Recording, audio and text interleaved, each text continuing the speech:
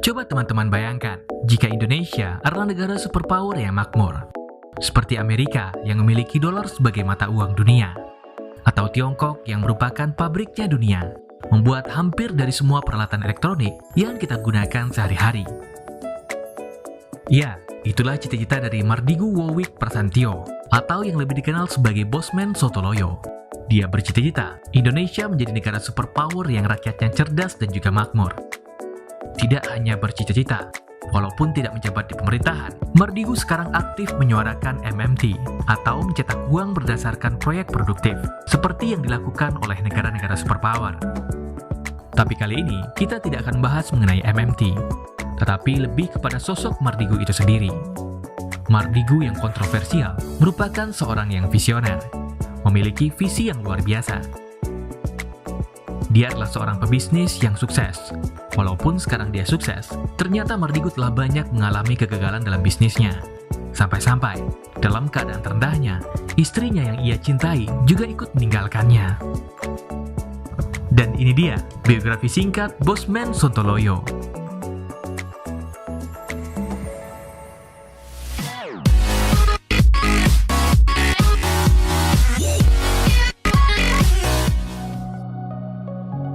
Mardigu Wowick Prasantyo lahir dan dibesarkan di kota Madiun, Jawa Timur sekitar tahun 1960-an. Dia berasal dari keluarga yang sederhana. Bapaknya adalah seorang perwira militer di Angkatan Udara. Pada masa kecil dan remaja, Mardigu terpaksa pindah-pindah sekolah karena harus mengikuti orang tuanya yang dinas militernya selalu dipindahkan dari satu kota ke kota lainnya. Nama Sontoloyo sendiri berasal dari sebutan kakeknya yang memiliki sebuah pesantren. Dari kecil, Mardigu sudah dikenal sebagai sosok yang kritis, sampai-sampai dia menanyakan hal yang tidak bisa dijawab oleh kakeknya yang memiliki pesantren tersebut. Dan kakeknya itu memberi nama Sontoloyo kepada Mardigu, karena pertanyaannya yang dianggap nyeleneh. Pada saat SD, orang tua Mardigu ditempatkan di Palembang, Sumatera Selatan. Sama seperti anak-anak yang lain pada waktu itu. Masa kecil Mardigu dipenuhi dengan mainan seperti kelereng atau gundu dan yang lainnya. Dan pada saat bermain kelereng bersama teman-teman seusianya, suatu kertas jatuh dari kantong Mardigu dan diambil oleh salah seorang temannya dan bertanya, "Ini apa?" Mardigu kecil yang polos pun menjawab, "Aku ingin sekolah di situ." Kertas itu berisi gambar gedung putih yang berada di Washington DC, Amerika Serikat, yang digunting dari sebuah majalah yang ia lihat. Mendengar perkataan itu, sontak teman-teman Mardigu tertawa terbahak-bahak. "Mana mungkin, kita kan orang desa, mana bisa sekolah di situ? Rumah kamu saja masih beralaskan tanah," kata salah seorang temannya. Tapi Mardigu kecil bukanlah seorang yang baperan. Walaupun benar rumahnya masih beralaskan dengan tanah, tetapi dia tetap santai saja dan mengambil lagi kertas guntingan majalah bergambarkan gedung putih itu kembali ke sakunya.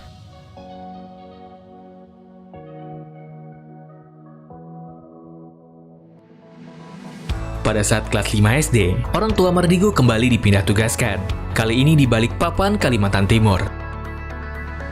Mardigu selalu membawa guntingan kertas majalah bergambarkan gedung putih di Washington DC tersebut kemanapun ia pergi.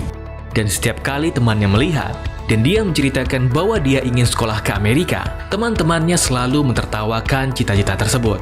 Karena saat di bangku sekolah, nilai Mardigu tergolong biasa-biasa saja. Saat sekolah menengah atas, Mardigu pindah ke DKI Jakarta.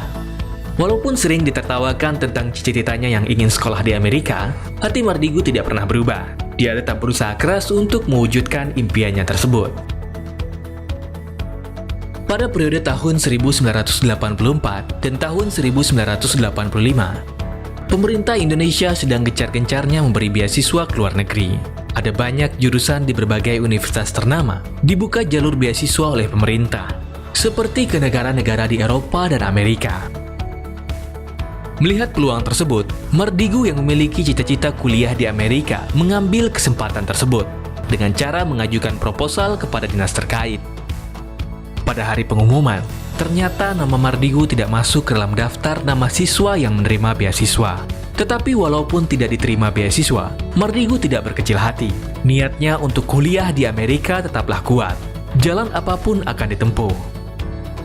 Dan ternyata, setelah 3 hari dari pengumuman daftar yang diterima beasiswa itu diumumkan, Sampailah sepucuk surat dari dinas terkait kepada Mardigu di sekolahnya, yang menyampaikan bahwa dia diundang ke kantor dinas tersebut. Sesampainya di kantor dinas terkait, Mardigu bertemu dengan salah seorang siswa SMA yang juga diundang. Mardigu bertanya kepada anak tersebut kenapa dia diundang, tetapi anak itu juga tidak tahu kenapa dia diundang. Dan sampailah mereka masuk ke dalam sebuah ruangan, bertemu dengan pejabat yang memaki-maki mereka. Kenapa tidak? Nilai rapor mereka kebanyakan angka 6 dan 7-nya.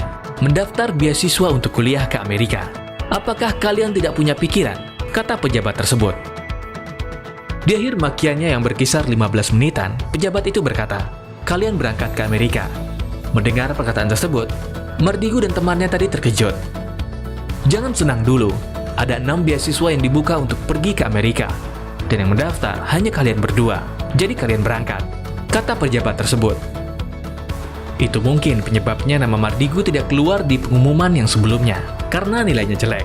Tetapi karena kuota untuk kuliah di Amerika belum satu pun yang terisi, akhirnya dinas terkait tidak memiliki pilihan lain.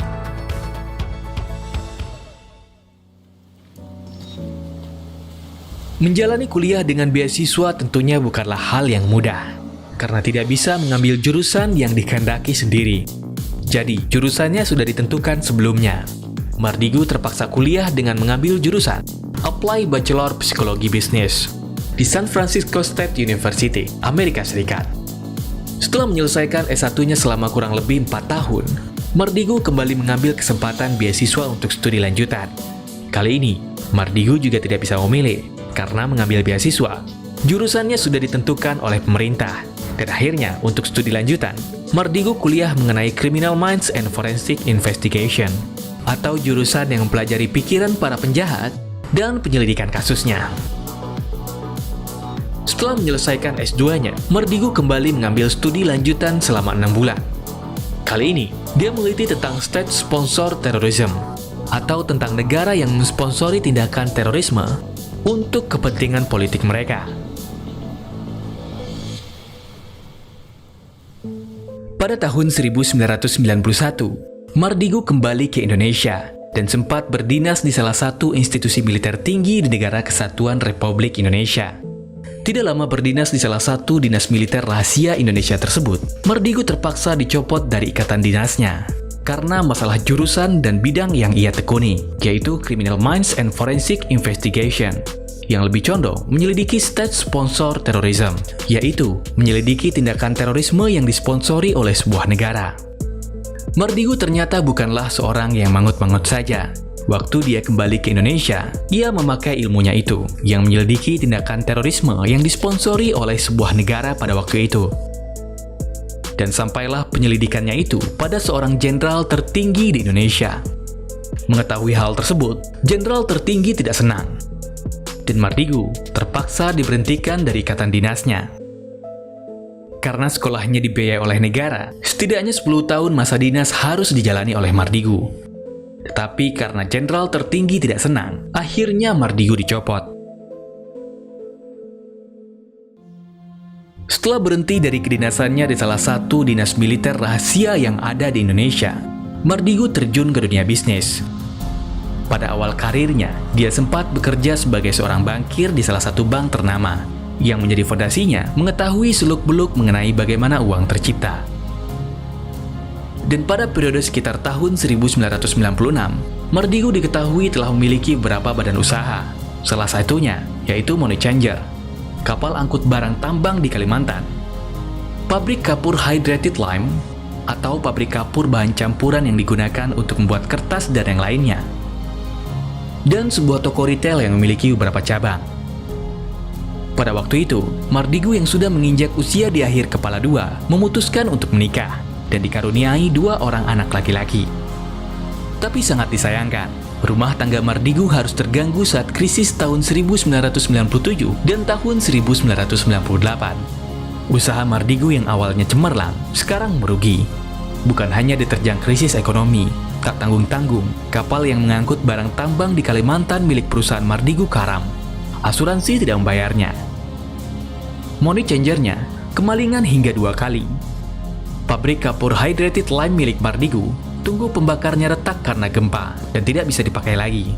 asuransi juga tidak membayarnya. Akibat peristiwa tersebut, Mardigu rugi besar. 3 unit rumah, mobil, sampai perabotan rumahnya pun dijual. Dan yang paling menyedihkan, istrinya yang ia cintai juga ikut pergi meninggalkannya dalam keadaan anak-anaknya yang jatuh sakit. Waktu itu, anak-anaknya baru berusia 2 dan 4 tahun. Setelah rumahnya dijual, Mardigu pindah bersama anak-anaknya ke rumah kontrakan. Mardigu kembali membangun bisnisnya dari nol. Kali ini bukan hanya beban bisnis yang harus ditanggung oleh Mardigu. Dia masih harus menanggung beban hutang miliaran rupiah kepada bank atas bisnisnya yang bangkrut tersebut. Tetapi kali ini Mardigu tidak hanya berbisnis. Karena beban hutang yang banyak dan ketiadaan modal yang cukup, dia terpaksa bekerja pada sahabatnya yang memiliki sebuah perusahaan besar. Gajinya lumayan tinggi, cukup untuk membayar tanggungan-tanggungannya. Dulu, teman Mardigu ini adalah mantan karyawannya yang sekarang telah memiliki perusahaan sendiri. Hidup Mardigu kembali merangkak naik. Sekitar tahun 2003, ia memulai bisnis properti yang menarget kalangan menengah atas. Rumah tersebut dibanderol dengan harga 1 miliar ke atas. Dan tepat pada tahun 2004, ekonomi Indonesia naik berlipat-lipat. Orang kaya bertambah banyak. Dan yang mereka butuhkan adalah rumah mewah. Oleh karena itu, bisnis properti Mardigu untung besar, karena perumahan yang ia tawarkan laku keras. Bisnis properti ternyata tidak selamanya baik. Pada tahun 2008 dan 2009, bisnis properti Mardigu terganggu. Penjualannya menurun karena krisis saat itu. Dan naik lagi pada tahun 2010, berjaya sampai tahun 2014. Dan akhirnya, pada tahun 2016, Mardigu memutuskan untuk keluar dari bisnis properti karena melihat pasar yang tidak memungkinkan lagi, dikarenakan ekonomi masyarakat yang memburuk.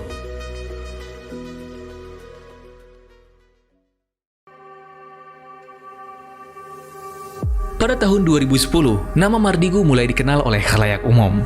Dia sering dimintai pendapat mengenai kasus terorisme. Mardigu juga diketahui telah mewawancara lebih dari 400 terpidana kasus terorisme. Pengalaman Mardigu berkuliah di luar negeri membuatnya kaya akan ilmu. Sekarang Mardigu diketahui memiliki lebih dari 30 perusahaan. Salah satunya yaitu Santara, sebuah badan usaha yang menyalurkan dana investor kecil kepada pelaku UMKM. Dinaran, sebuah aplikasi pembayaran uang yang memiliki jaminan emas. Dan Sironium Cryptocurrency. Setelah aktif sebagai pengamat terorisme yang sering diwawancara oleh TV nasional, nama Mardigu kembali muncul ke permukaan sekitar awal tahun 2019, ketika dia aktif mengkritisi pemerintah yang terlalu menganak-emaskan BUMN, sehingga perusahaan swasta banyak yang mati. Dan juga dampaknya, aliran uang yang beredar di masyarakat menengah dan menengah bawah menipis, seperti yang kita rasakan saat sekarang ini. Mardigu juga dikenal sebagai pelopor teori MMT atau teori modern moneter yang menyarankan pemerintah untuk tidak berhutang kepada institusi swasta asing untuk mencetak uang.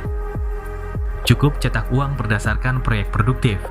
Untuk mudahnya, Akbar jelaskan secara singkat. Sekarang misal pemerintah dan swasta di Indonesia membutuhkan uang 500.000 triliun rupiah. Maka Bank Indonesia tidak bisa mencetaknya. Karena Bank Indonesia terikat perjanjian dengan IMF dan World Bank. Jadi, BI harus menerbitkan bond terlebih dahulu. Atau sederhananya, minta hutangan kepada IMF dan World Bank.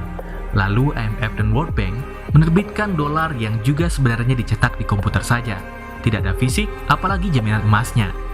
Lalu berdasarkan bond tersebut, Bank Indonesia mencetak rupiah berdasarkan hutang terhadap dolar.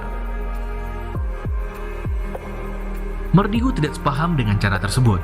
Dia berpendapat, sebenarnya Bank Indonesia kalau ditempatkan di bawah Dirjen Moneter, tidak perlu hal seperti itu. Kita hanya butuh dolar untuk transaksi luar negeri, ekspor, impor. Untuk produksi dalam negeri, kita tidak memerlukan dolar.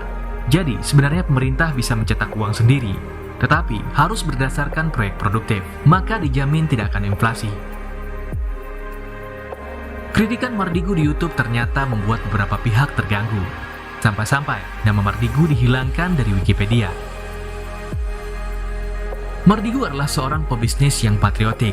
Walaupun dia adalah seorang yang suka mengejar profit, dia tidak senang ketika negaranya dikerjai oleh institusi internasional yang ingin mencekram Indonesia dalam jangka waktu yang panjang. Mardigu adalah seorang yang visioner, memiliki cita-cita yang luar biasa. Dia menginginkan Indonesia ke depannya menjadi negara superpower. Walaupun sempat mengalami kegagalan dalam hidupnya, Mardigu tidak menyerah. Dia bangkit dan belajar dari kesalahannya itu. Itu saja untuk video kali ini. Jika teman-teman memiliki ide untuk video selanjutnya, silakan tulis di kolom komentar. Saya Akbar, sampai jumpa.